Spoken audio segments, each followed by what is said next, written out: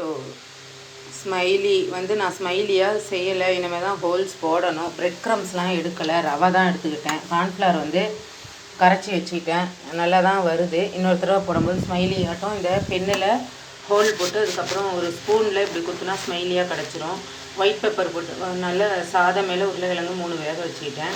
White pepper, black pepper, உப்பு, அப்புறம் 2.5 spoon cornflour மாவு கெட்டியாக பிணைஞ்சிக்கிட்டு இந்த மாதிரி உருட்டி வச்சுருக்கிறேன்.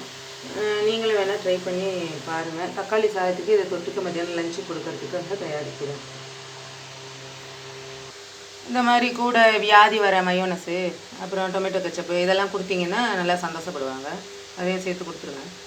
இந்த மாதிரி டொமேட்டோ ரைஸ் வெங்காயம், தக்காளி, பச்சை மிளகாய், சோம்பு, இஞ்சி, பூண்டு விழுது எல்லாத்தையும் வதக்கிட்டு கரம் மசாலா தூள் ஒரு 1/2 ஸ்பூன் போட்டுட்டு, பச்சை மிளகாய் சொல்லிட்டேன்னா கரம் மசாலா தூள் கொஞ்சம் 1/2 ஸ்பூன் போட்டு நல்லா மையாக கொஞ்சம் எண்ணெய் சேர்த்து ஊற்றி வதக்கிட்டு சாதத்தை அள்ளி போட்டு பிரட்டி வச்சோன்னா முடிஞ்சு.